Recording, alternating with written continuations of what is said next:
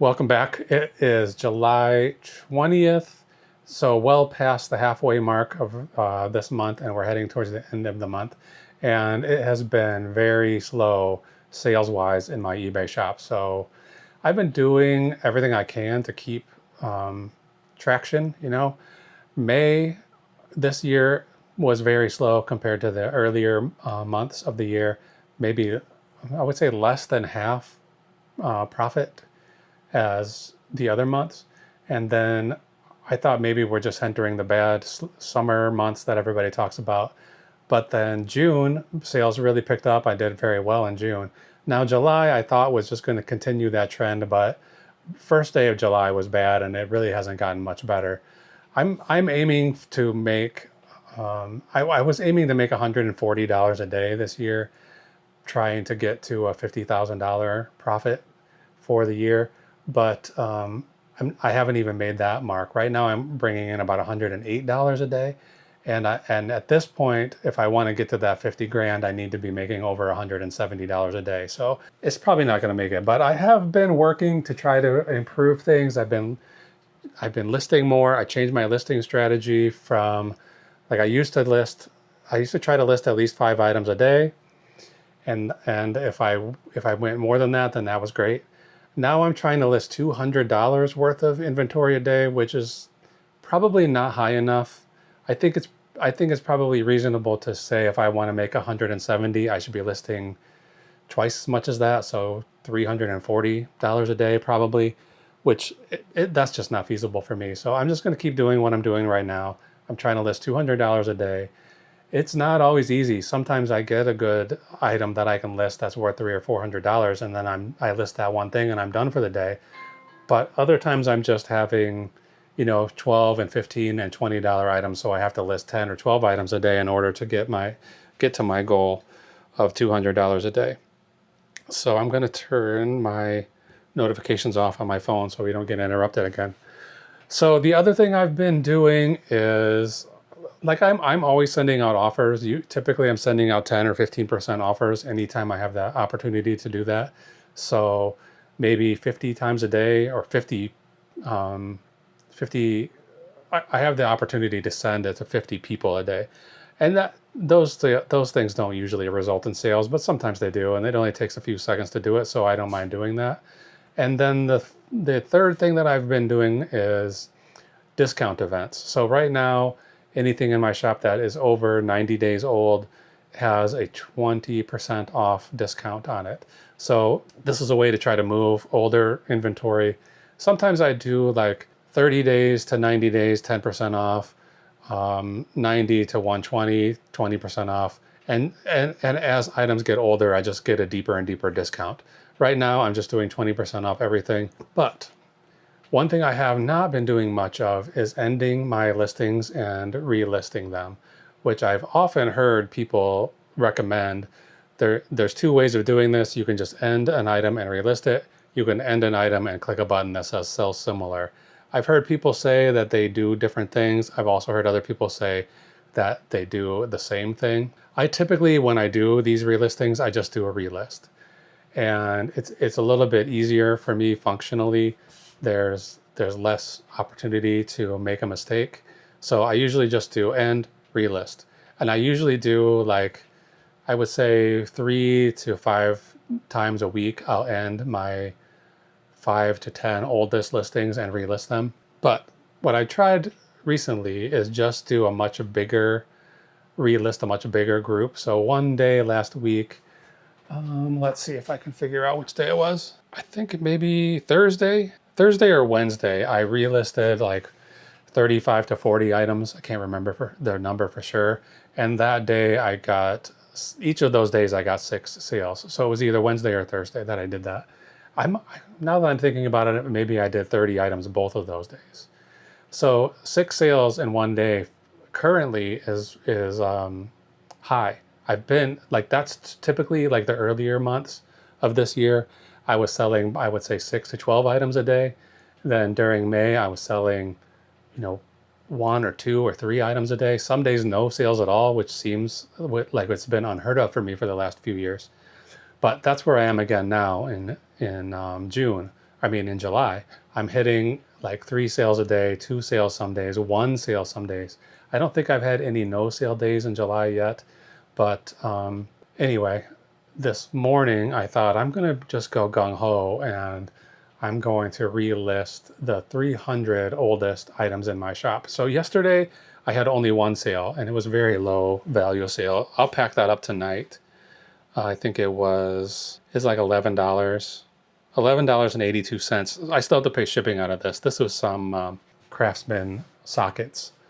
Anyway, so this morning I had that 1 sale yesterday morning and then no sales the rest of the day. And I got up pretty late today around 11 and I had no sales overnight, no sales in the morning. It's very rare. So I went ahead and ended like 298, 292 listings, something like that. And I did sell similar. I tried this technique. I think I'm going to do it again next, shortly. I'll do this again and I will just do relist and see if it does anything different. But I did get a lot of sales today and I don't know if I can contribute it to this. There's really no way to know if you're, what's going on with eBay. Would I have had I had 9 sales today. So would I have had those 9 sales without doing this, or was this a direct result of it? I don't have any way of knowing that. There's not, this isn't a science, it just isn't. So, but I'll try it again. So anyway, I did that 300 listings, ended them, relisted them, and I got 9 sales. So a couple of them are going to be a little bit problematic to pack. One of them is a KitchenAid mixer. The other one is a juicer. They're both pretty big. So I think this might be a frantic packing video today where I'm going to be cutting the footage, going to get boxes and packing materials from the garage, and then coming back to continue filming. So hopefully it's not too distracting, but I think there will be a lot of editing during this video. So stick with me. I'm going to run through all of these and then we'll figure out like how much money did we actually make today from 9 listings, and hopefully we'll be able to figure out, is it worth to do these ending and relisting on a more regular basis. So hang on, we'll be right back. Okay, we're back and we're almost ready to pack, but first I'm going to put on my tally board the last 2 days worth of sales. So that would be Saturday and Friday. All right, Friday had 4 sales, Saturday only 1. I'm gonna put that here. Friday 4, 1, 2, 3, 4, and Saturday only 1. So this is what I'm talking about, these slow days. One sale on a Saturday, that seems crazy. It's wild. Okay, see, I pulled everything. It's all ready to get packed here. There's some very simple, easy things to pack and some more complicated ones. So let's not waste any time. We're gonna get right to doing this packing. All right, some of these things are not very high value. Like right here, I have a small lapel pin. This is some religious something or other. It says Terra Sancta Guild, Service of the Altar. So I don't know exactly what this is, but I got several, like a big bunch of lapel pins at a couple of times, really. I had one big sale. It was, I got this lapel pin at a thrift store, and it was Spiro Agnew. When he was running for president, that was Nixon's vice president. When he was running for president, this was his presidential campaign pin, and I got that for, I think I paid only 10 cents for it at a thrift store, like a religious church thrift store. And I sold it for $60 or something along those lines. And so after that, I was like, I'm going to just be looking for lapel pins all the time. And I did get a bunch at different places. One was a policeman's estate sale, a police officer who passed away. And I got maybe 50 pins from him that were all police related. This one came from a different thrift store, also a different thrift store in a church that's called New For You. And I paid 62 cents for this pin. I only sold it for $3.59. So this is one of the things that I relisted today. I relisted it, it got some attention, and it had an opportunity to place an offer, to send an offer. So I sent a 10% offer. It was only going to be listed for $3.99. but I sent this offer at $359 and it sold. So the thing that makes these sellable for me is the shipping. So I put a flat rate shipping on these lapel pins of $7, $7.22 actually. And this is probably going to cost $350 to $450 to ship, so I'll make a little bit of money on the shipping label. And it's going to be very light. It might not weigh anything. Yeah, 0.1. It weighs nothing, so my only option is to put 1 ounce. And it's going to be 7 by 5 by 1, and it's going to D, which is not my dad. This guy's got a middle initial. And it's only going to Ohio, so it probably will be pretty cheap. I think it probably will be under $4.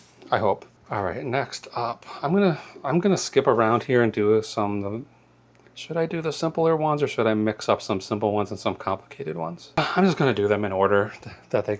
This is reverse order from when these sales happened. All right, right here is a Knight Rider, the game. I have had this forever. I would say. Okay, I bought this at Unique Thrift Store in September of 2023, so almost 2 years at this point. And when I got it home and I opened it up, and it has these little red, they're just cardboard tokens of some kind. I don't know exactly how they work. They have different denominations on the back.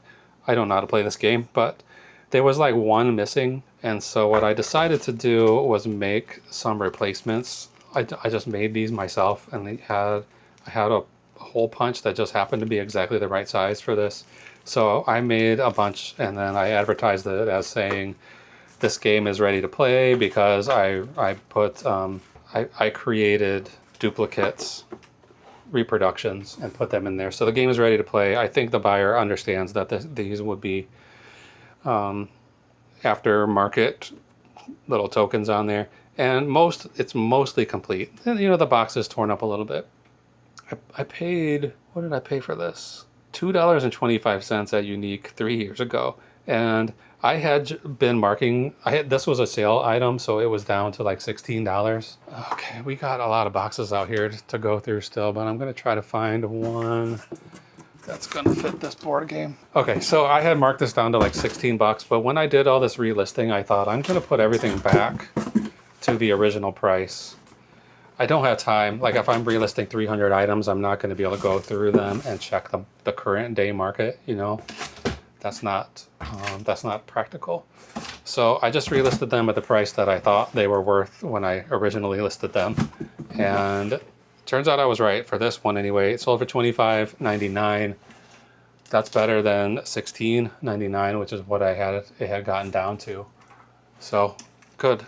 I'm happy to get rid of this. I have brought home quite a lot of board games, and I keep telling myself no more board games, because they are a pain. You got to go through and figure out if all the pieces are there. I would say 75% of the time the pieces are not all there, but I keep looking at them. Sometimes they are especially valuable. I have sold board games for upwards of $100.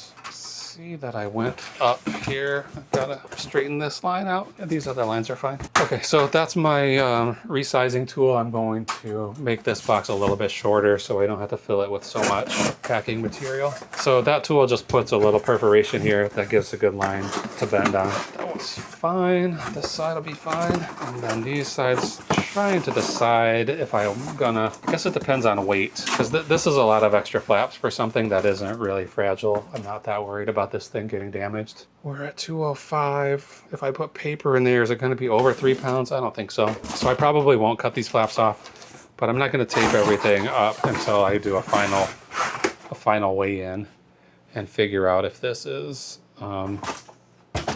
too heavy. If it goes like 3 pounds or 1 ounce, I'm going to cut those flaps off. Try to get it under 3 pounds. Okay, right now I'm just going to, this is probably a dumb thing to do, but I'm going to just sort of wrap this like a Christmas present and put a piece of tape on it so that the lid doesn't come off. I don't think it will, but I don't want it to. So I'm going to put that on there, and now that lid is totally secure. Okay, paper. So this is the technique I use all the time. Just fill a box of paper. Trying to fill any void in here so this thing doesn't bang around while it's being thrown across the room in a USPS distribution center. A little bit more. I haven't worked in like a shipping company, an actual like UPS or USPS or anything like that, but I have worked in warehouses, and I've seen the way some packages get treated by disgruntled employees. So you have to kind of take it upon yourself to make every package foolproof. You know, it's got to get where it's going without getting damaged. And the people who are shipping it are just hardworking people, but sometimes they just can't handle it anymore. You know, they can't hack the tough. I mean, it's a tough job. So sometimes they take it out on the packages. I've seen it, like I said. Okay, so Knight Rider was a TV show in the 80s. I don't think most of my viewers are probably so young that they won't know that, but you never know. I mean, that's a long time ago. The show was probably on 82 or 84.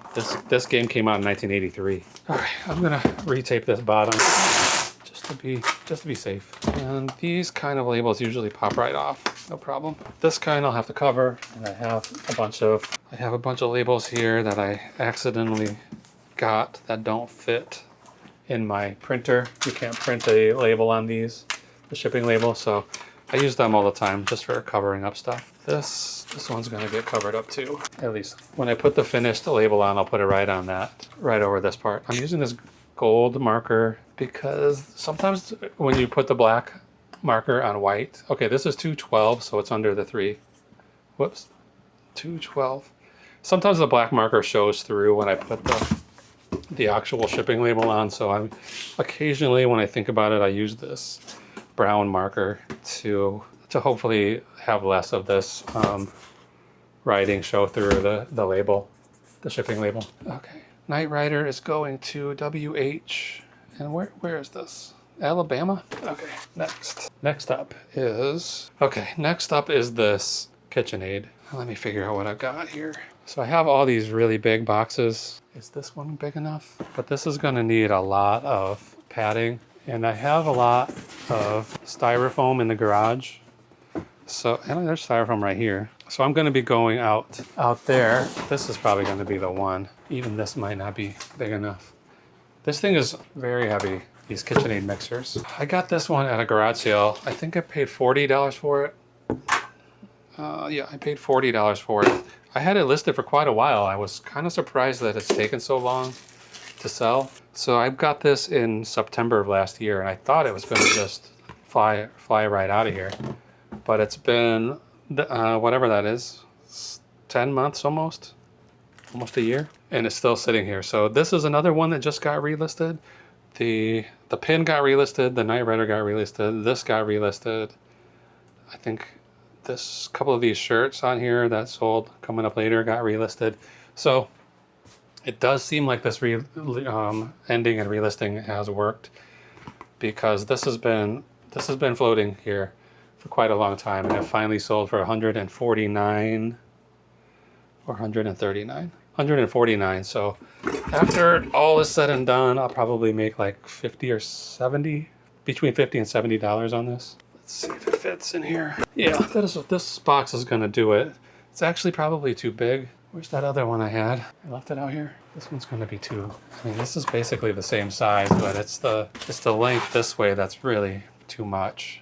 Okay, anyway, let me go outside, get some styrofoam, put it in this box, and then I'll be right back to show you my finished product. Okay, I found a little bit smaller box in the garage, and I filled this all up with sheets of cardboard.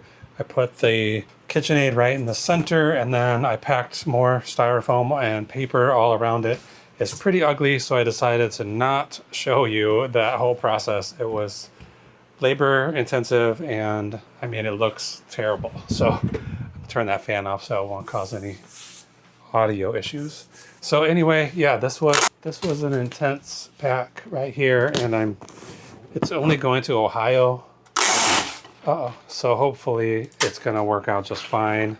I'm not too worried about it. I mean, these things are workhorses. They're built like, you know, I think this one is from 1980, maybe. I was able to look up the date it was made at one time. So yeah, this thing's gonna be fine. I'm gonna replace this tape. I got several other size boxes here I grabbed to see if they would be useful or not, but Right now I need tape, and it is over here. Okay, so I pulled a couple of boxes out of this pile and it shrunk down quite a bit because they were these very big ones.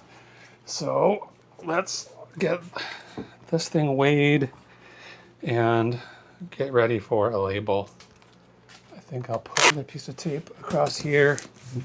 And let's see what the bottom looks like. I used this fiberglass reinforced tape and I put it all around all 4 sides, well, all 6 sides, and hopefully that will hold it together even better. But I'm gonna cover that tape with this and just make this just a little bit more secure. And then I hope my scale, I was just thinking about this yesterday and I was remembering that I bought this scale that it would carry 40 pounds, but then I thought maybe it's 400. Anyway, it better be 400, otherwise this is not gonna read, because this thing has got to be more than 40 pounds. Oh, no, it's not. It's 33.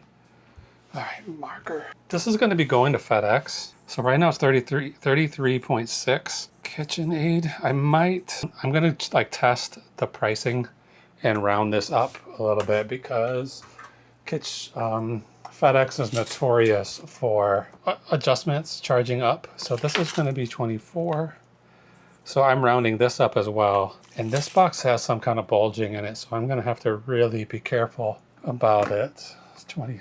This one's 23, 23, and then this way is 16. This box looks wild.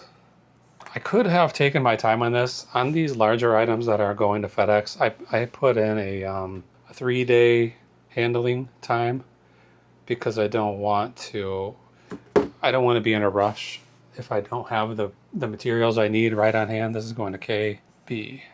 And 33.6 pounds is heavy enough. It's not too bad. I mean, it feels easier to lift that box than to lift the actual KitchenAid because it's pretty awkwardly shaped. Okay, right now I have a bunch of beads of this styrofoam laying around here. So I'm not gonna worry about it.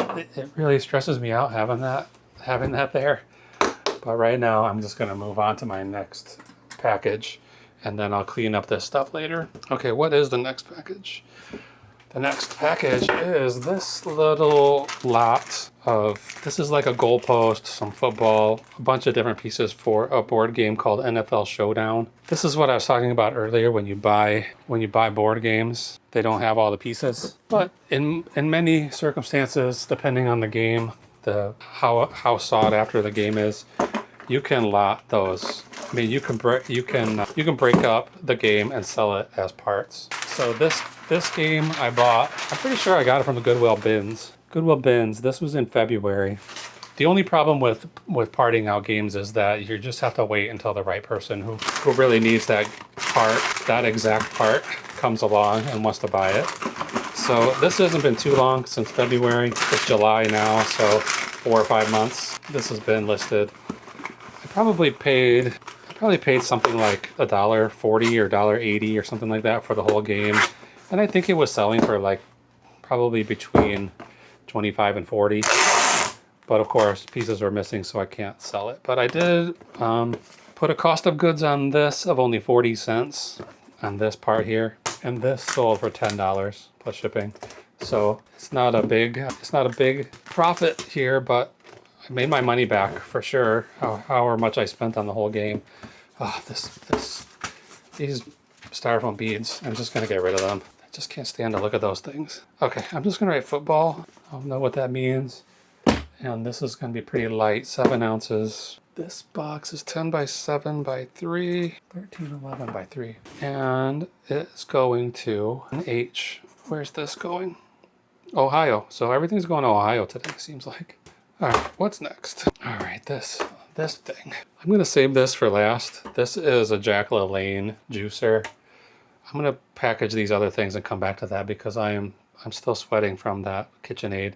This is nowhere near as heavy, not quite as big. It's probably gonna be much easier to pack, but I'm gonna come back to it later because I don't want to deal with it right now. All right, so what I have next then, since I'm skipping that, is this Teenage Mutant Ninja Turtles t-shirt. I think this is from a musical mutagen tour. I'm not sure what year. Let's see if I have that here. 2020, so it's not that old. So 2020, there must have been a Ninja Turtles musical that was traveling around. Somebody went there and bought this shirt as a souvenir. They probably never wore it. They took it to Unique, and I got it there for $2.89. This is an item that was on a sale price, so it sold for $15.19. I wish that I was the kind of seller that had only items that would fit the exact same size box. One day I went to the post office and I had 6 or 7 packages that were all this exact size, and I felt like a professional businessman going in there and saying, here's my product. You know, of course it was all different stuff in there, but TMNT 13 ounces, 1073, and it's going to AM in Michigan. So another one that's relatively close. All right, next up, Patagonia. I'm not going to take this out of the package, but it's like a fleece pullover jacket. I think it's like a quarter zip. Patagonia stuff usually pretty good. I don't come across it that much here where I live, but I did find this one at this little thrift store that I go to. It's connected to a senior citizens retirement community, and they usually have, I usually go there once a week or every other week, and they usually have, I'll usually go out of there with 1 or 2 items worth selling. In this case, I got this Patagonia thing there. They kind of knew what they had, so it was marked up. Usually all their clothes is just the same price. Like if it's a jacket, it's this amount. If it's a shirt, it's this amount. But somebody put a price tag on this of $16, so it's a little bit higher than I would normally pay there. But it was selling. There were other examples of it that sold for between $75 and $100. Of course, there weren't that many that sold. I think there were only 2. I think there were no current listings of this exact jacket. And I think there were 2 that sold in the last 3 months, maybe even the last 3 years. So I didn't think it was going to be a quick seller, but it wasn't.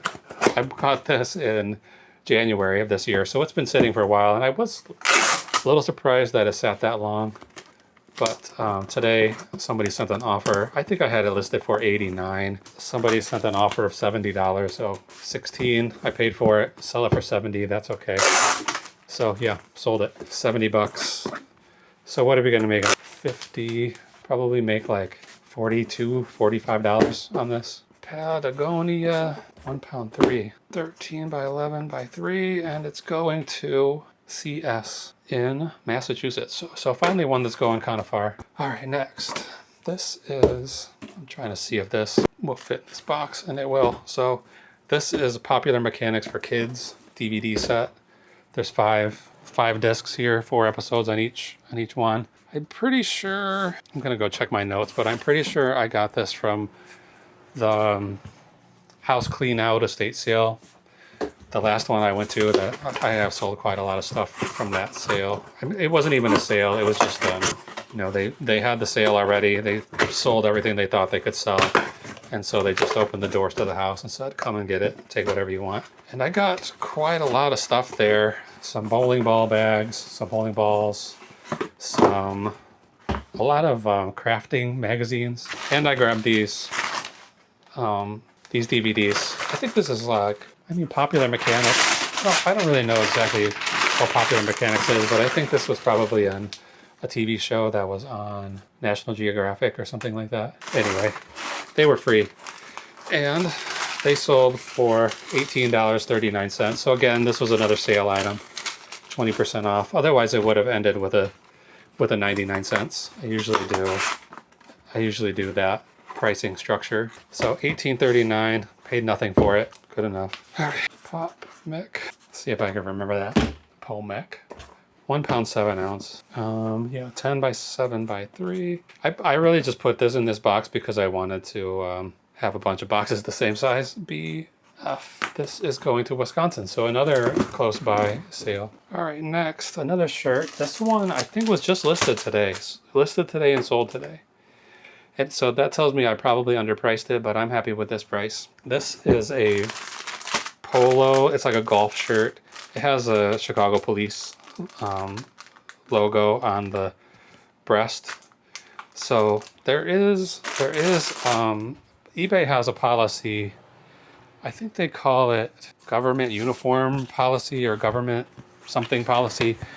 So they don't really want you to sell like current police uniforms because they don't want someone to be able to impersonate a police officer and cause some kind of havoc, commit a crime. They also don't let you sell things like delivery company uniforms for the same reason. You know, they don't want someone going to a door wearing a FedEx uniform and, you know, breaking and entering situation, home invasion deal. They don't want that to happen. So you're not allowed to sell UPS. In fact, I tried to sell this UPS stocking cap, and this is the only reason I know about it, that I listed this and they took the listing down right away and pointed me to this policy. So now this one, so this is a gray area selling this shirt. I'm not sure if I should have, because one thing they will let you do is sell vintage police uniforms. I'm gonna write cop. It's only 15 ounces. So I'm not sure if I was technically probably supposed to sell this, but it is not a police uniform. This is the sort of thing that anybody can get. So I'm not sure if I should have sold it or not. It's going nearby here. So my guess is it's going to a police officer or a police officer's family member, and they are going to wear it on a golf course. That's my suspicion. I got this from today. I spent most of the day, yesterday and today, really. I was listing a lot of Harley Davidson shirts, and you probably, I mean, there should have been a video today or yesterday that popped up that's about, you know, getting these shirts. I got them at a yard sale. And also there, I also got this. I didn't even remember that I got it there. And maybe I didn't even know I got it. It could have just been lumped in with a bunch of these other shirts, and I just bought it by accident. But it was in my pile of Harley Davidson shirts that I was working on. So I did go ahead and list it. Like I said, it just went up this morning, and it sold probably, I would say, within 10 minutes of being listed. So somebody is looking for this. And so I paid $2.38 for each of those t-shirts from that yard sale, and I sold this for $14.99 plus shipping. I'm gonna grab one of these small boxes for these. I probably could put these in an envelope.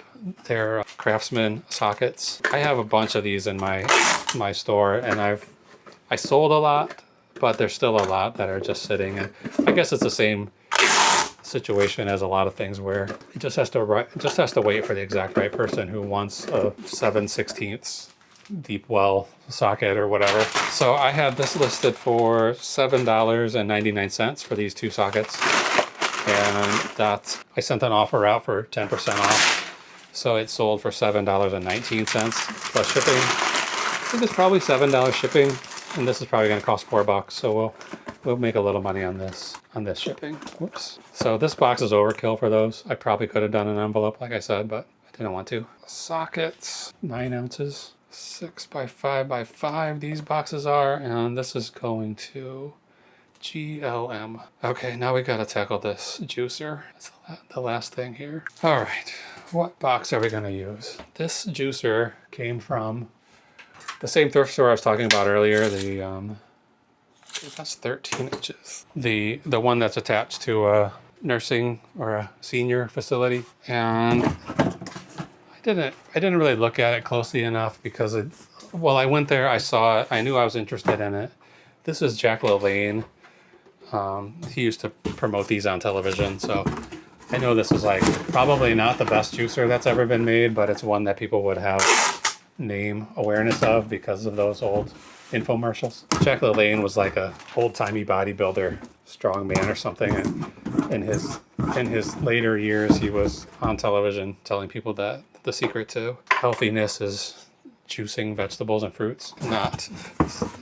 Probably not the best advice, but this box is slightly smaller than I want it to be, but I'm gonna go ahead with it. I don't really want to get that other roll of bubble wrap out, but I'm gonna have to. So this roll, they usually come two or three in a package, and this one somehow, when I separated them, they were still attached in the middle, and this one left this long tongue coming out from the center. So I'm gonna try to just tear it off and then go back to doing it like normal. Okay, the thing that I'm really concerned about is how close this plastic is to the corner. Like I can fit this in here. All of this stuff is gonna be pretty, I mean, it's a lot of metal.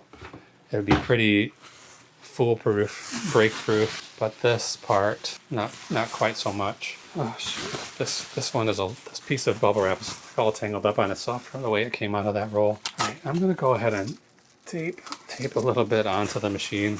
Don't normally recommend that, but basically want to get as much wrap around this side as I can. And then I think I'll put, if I have room for it, I'll put some extra layers of cardboard in there. I'm gonna end up using 2 boxes here, stacking them together like a stovepipe. So there probably will be multiple layers of cardboard anyway. Okay, what do I want to do? Let's put this piece on the bottom, put a little extra layer on the bottom, and then paper. I built this bench just about as big as it could be, and there's still times when it feels like it's not big enough. And I was working on that KitchenAid, I was like, dude, can I even fit this up here? Okay, so there's that. That's good. No, that's good. This is an extra heavy duty cardboard. I got a bunch of these boxes somewhere, and they are a little bit too heavy to use on a regular basis. But I'm gonna use this one today just to put here in the corner, and then that gives a second layer. I think I'm gonna do another one, give it 3 layers, just on this corner where this fragile piece is, or the most fragile piece. Then I'm gonna put another cardboard box exactly like this over it, so we'll even have another layer here around this middle belly. Okay, paper. So anyway, I saw this at the thrift store. I suspected it had some value, and I did a little research, and I decided it's worth about $75 to $100, but for some reason, this store very rarely happens, but there was no tag on it. It was just, this is the instruction manual. I should have put on the bottom, but I'm gonna put it here. It's pretty rare for this store to forget to put prices on, but there was no price on this. So I asked on a price, and I thought if they come back with 30 or less, I'll buy it. And then she came back out and said 20. So I took it, but I didn't really look at it closely enough, because it was missing. It's missing like the juice catcher. There's like a little jug that goes underneath here. That part is missing, and then the part that you push down, the plunger or whatever you call it, that you push the fruit through is missing. So I wasn't going to get $100 for it. I wasn't even going to get 70. So what did I sell it for?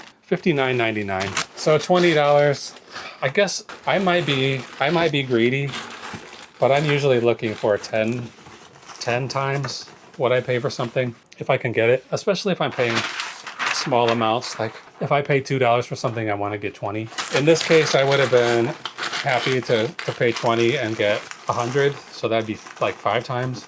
So 3 times, I guess a lot of people would consider that pretty good, and it's okay, I guess. So in this case, I paid $20 for this and sold it for 60. So that's 3 times what I paid for it. I'm probably only gonna make $28 on this after all is said and done. Okay, is this too tall? These are too tall. I'm gonna cut them down. Half. Okay, half. Let me get another one of those boxes. These are 12, 12, 12 boxes. I'm gonna do the same general thing. Cut this down a little. In fact, I'm gonna cut these flaps off completely. That'll be fine. I'll use these scraps for something in the future. In fact, I might use them right now. We'll see. This is the last package of the night, so it is gonna be over here.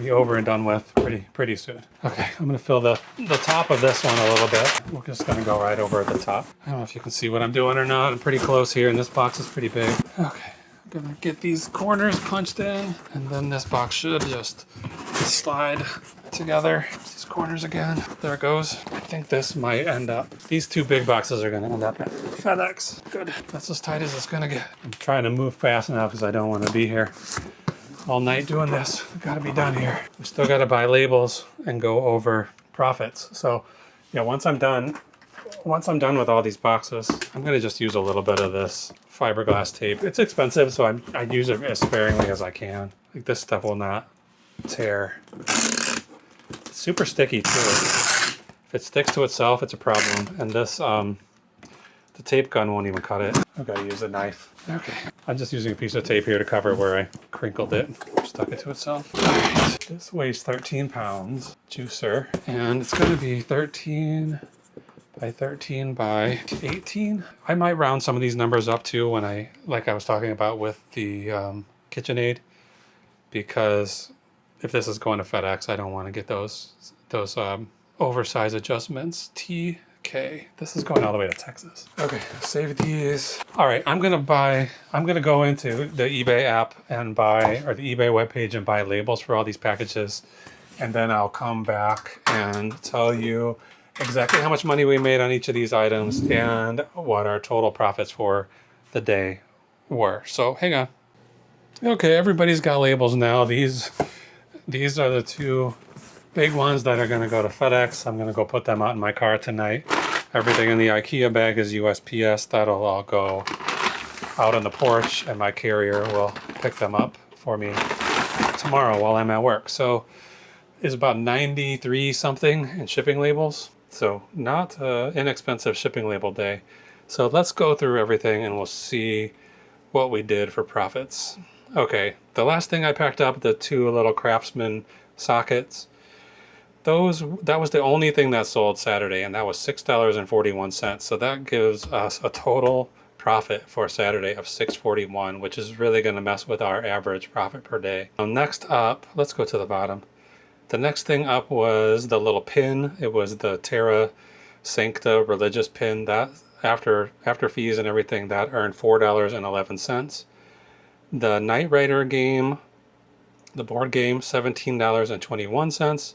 The KitchenAid, I paid $40 for it. Sold it for $150, and total after fees and shipping labels and everything, I'm gonna make $92.31. So not too bad. The little parts for the NFL football game, board game, $6.86. The Jack LaLanne juicer, $26.66. I think I said 28, so pretty close, $1.40 off. All right, this Teenage Mutant Ninja Turtles musical show tour t-shirt was $8.78. The Patagonia jacket, $43.38. Popular Mechanics DVDs for kids, $15.52. And the Chicago Police polo, $10.77. So it's 10 p.m. right now. I think I'm going to go upstairs and relist another 200 or 300 items and see if that gets us any more sales tonight. But right now, our profit for today is $225.50. So we haven't had a good day like this in quite a while. The last day we had where we made $300 a couple of weeks, maybe a week ago. And that was really because of a one big sale, $203 sale. And then we had a $230 day, and that was mostly because of a Louis Vuitton wallet that alone sold for like $270. So what did I say? 225. Okay, so like I was saying at the beginning here, we need to make $170 on average every day to get to our goal, which there's no way we're going to get to 50 grand this year. I've already resigned myself to that, but 225 is over 170, so that's going to help us. Unfortunately, we've had such a huge number of very low days this month that even with these couple of days that are over 200, we're at an average profit per day in the month of July of only $90.55. So we need that to be 170. We need to have like every day for the rest of the month be as good as today or better. So that's not going to happen. So the average profit per sale so far this month is $24.47. How many sales have we had? This month so far we've had 74 sales. And like I said, it's the 20th. So that's, what is that? 3 or 4 sales on average per day. Okay, Sunday night, I'm going to go to work tomorrow. Hopefully we'll have a good sales day tomorrow, and I'll have a nice big packing video tomorrow night. If not, we'll have a small packing video, hopefully. So make sure to subscribe if you want to follow along as I'm trying to get this goal of $50,000 profit on eBay this year. And we'll see you again soon. Bye.